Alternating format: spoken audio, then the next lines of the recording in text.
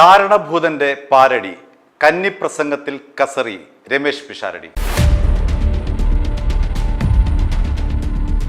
Palakkad MLA Ramesh പിഷാരടിയുടെ നിയമസഭയിലെ കന്നിപ്രസംഗമായിരുന്നു ഇന്ന്.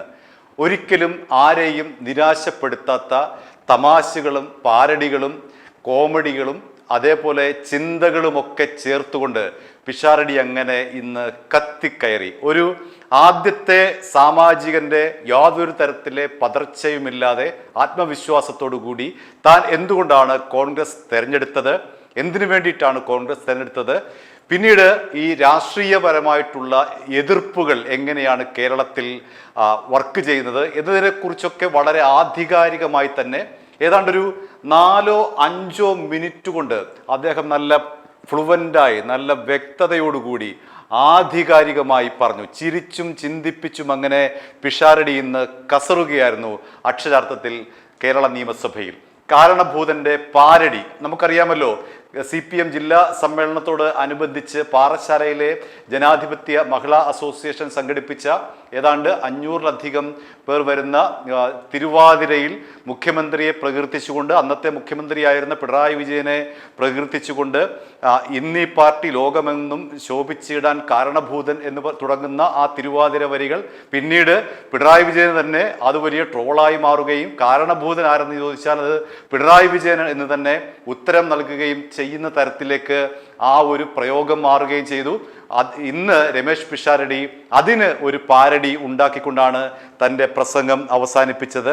ഇന്നീ ബജറ്റ് ലോകമെങ്ങും വിളങ്ങിയിടാൻ ധനകാര്യമന്ത്രി എന്ന് തുടങ്ങുന്ന ആ ഒരു പാരടി തുടങ്ങിയപ്പോഴേക്കും സഭ കൂട്ടച്ചിരിയിലായി. അങ്ങനെ സഭയെ കൊണ്ട് കൈയടിച്ചും കൈയടിപ്പിച്ചുമാണ് പിഷാരടി ഈ ഒരു 4-5 മിനിറ്റ് നീളുന്ന അദ്ദേഹത്തിൻ്റെ കന്നിപ്രസംഗം യാതൊരു പതർച്ചയുമില്ലാതെ നടത്തിയത്. LDF അല്ലാതെ മറ്റാരുണ്ട് എന്ന് പറയുന്ന ആ മുദ്രാവാക്യം ഒരു ഏകാധിപത്യ മുദ്രാവാക്യമാണ്. മാത്രമല്ല കേരളത്തിലെ രാഷ്ട്രീയ സംസ്കാരം എന്ന് പറയുന്നത് വെറുപ്പ് നിറഞ്ഞതാണ്. താൻ എതിരാളിയായിട്ടുള്ള തൻ്റെ രാഷ്ട്രീയ എതിരാളിയായിട്ടുള്ള ആളെ കെട്ടിപ്പിടിച്ചപ്പോൾ അതിന് താഴെ വന്ന കമൻറ്റ് എന്തിന് നീ കെട്ടിപ്പിടിക്കുന്നു എന്ന രീതിയിലുള്ള കമൻറ്റുകളാണ് വന്നത്. അത്രമാത്രം നമ്മുടെ രാഷ്ട്രീയം പകകൊണ്ട് മൂടിയിരിക്കുന്നു എന്ന് അദ്ദേഹം പറയുന്നു. രാഷ്ട്രീയം എന്ന് പറഞ്ഞാൽ പരസ്പരമുള്ള പകയാണ്, അത് ആ സംസ്കാരം മാറേണ്ടതുണ്ട് എന്ന് പിഷാരടി പറയുന്നു. ഒപ്പം താൻ എന്തുകൊണ്ട് കോൺഗ്രസ് തിരഞ്ഞെടുത്തു എന്നതിനെക്കുറിച്ചും അദ്ദേഹം വിശദീകരിക്കുന്നുണ്ട്. കോൺഗ്രസ് പാർശ്വവൽക്കരിക്കപ്പെട്ടവരുടെ പാർട്ടിയാണ്. അങ്ങനെ പാർശ്വവൽക്കരിക്കപ്പെട്ടു പോയ ഒരു പാർട്ടിയിൽ പാർശ്വവൽക്കരിക്കപ്പെട്ടവരോടൊപ്പം നിൽക്കാനാണ് തൻ്റെ തീരുമാനമെന്നും ആ തീരുമാനത്തിൻ്റെ അടിസ്ഥാനത്തിലാണ് കോൺഗ്രസിനെ താൻ നെഞ്ചോട് ചേർത്തതെന്നും പിഷാരടി പറയുന്നുണ്ട്. അങ്ങനെ നിയമസഭയെ മാത്രമല്ല കേരളത്തെ ആകെ തന്നെ രമേശ് പിഷാരടി ഇന്നത്തെ കന്നിപ്രസംഗത്തിൽ കയ്യിലെടുത്തിരിക്കുന്നു, അക്ഷരാർത്ഥത്തിൽ കയ്യിലെടുത്തിരിക്കുന്നു എന്ന് വേണമെങ്കിൽ പറയാം. അദ്ദേഹത്തിന്റെ വാക്കുകളിലേക്ക്. അനുഭവ സമ്പത്ത് കൊണ്ടും പരിചയം കൊണ്ടും എന്നേക്കാൾ മുതിർന്ന എല്ലാവർക്കും കക്ഷി രാഷ്ട്രീയ ഭേദമന്യേ എൻ്റെ ആദരവ് ഞാൻ ആദ്യം അറിയിക്കുന്നു.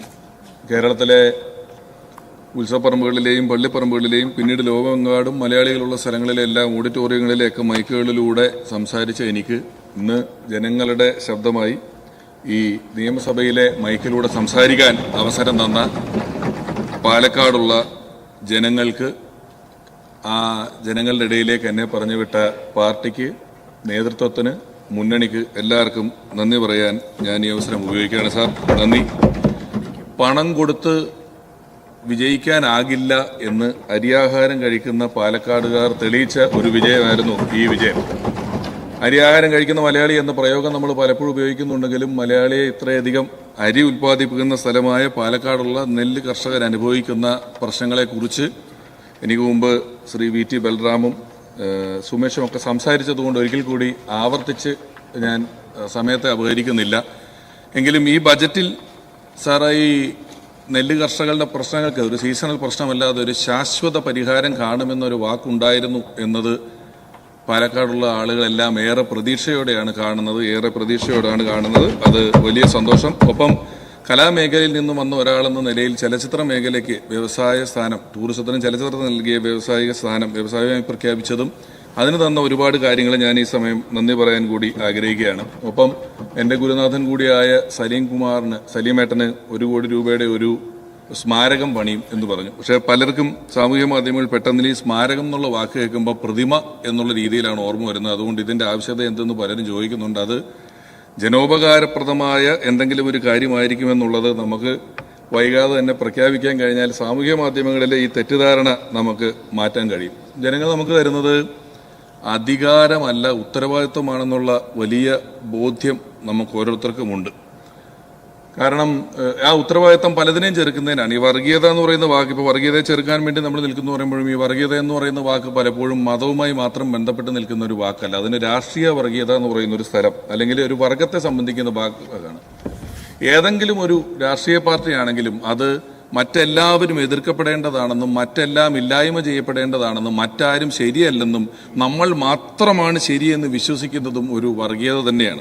ഞാനിപ്പോൾ പറഞ്ഞില്ലെങ്കിലും പിന്നീട് അവർ തന്നെ കണ്ടെത്തിയ ഇത്തവണത്തെ, ഞാൻ തന്നെ ആദ്യം കണ്ടപ്പോൾ അയ്യോ ഇത് കൊള്ളൂലല്ലോ എന്ന് വിചാരിച്ചതായിരുന്നു ഈ LDF അല്ലാതെ മറ്റാരുണ്ട് എന്ന് പറയുന്ന ഇവരുടെ ഒരു ക്യാപ്ഷൻ എന്ന് പറയുന്നത്. മറ്റാരെയും ഉൾക്കൊള്ളുക എന്ന് പറയുന്നത് അത്ര എളുപ്പമല്ല ഇവരെ സംബന്ധിച്ചിടത്തോളം.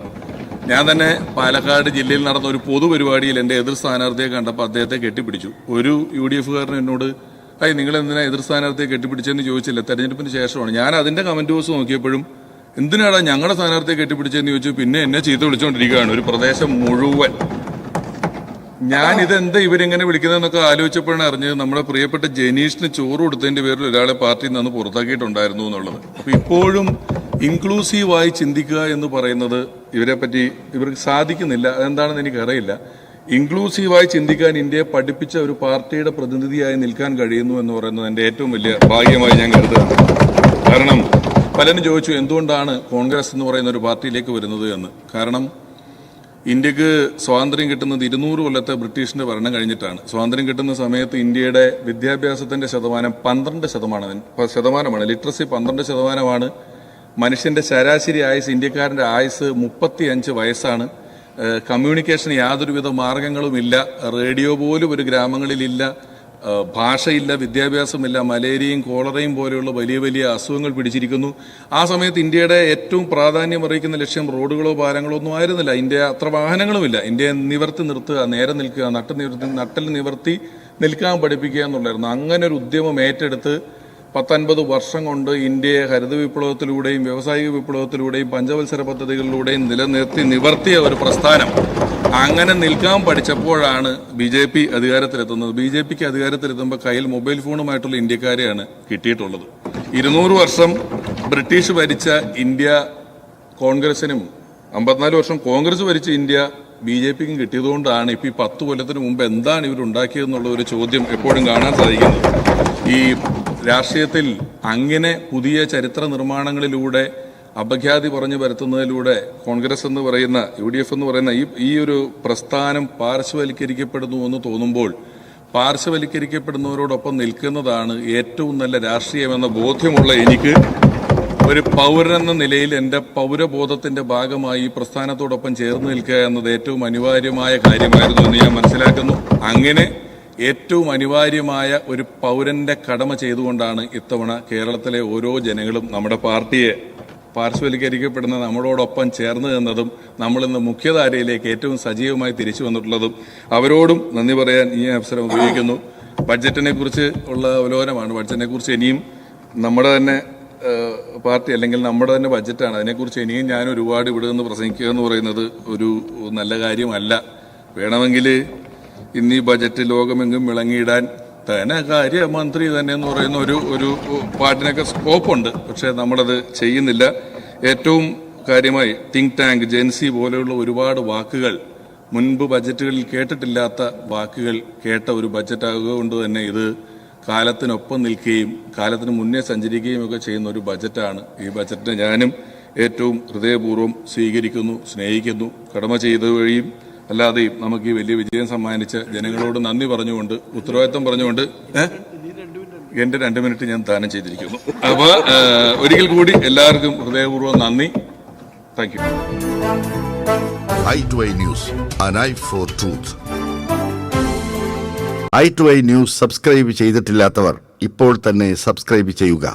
നോട്ടിഫിക്കേഷൻ ലഭിക്കുവാൻ ബെൽ ബട്ടണും അമർത്തുക.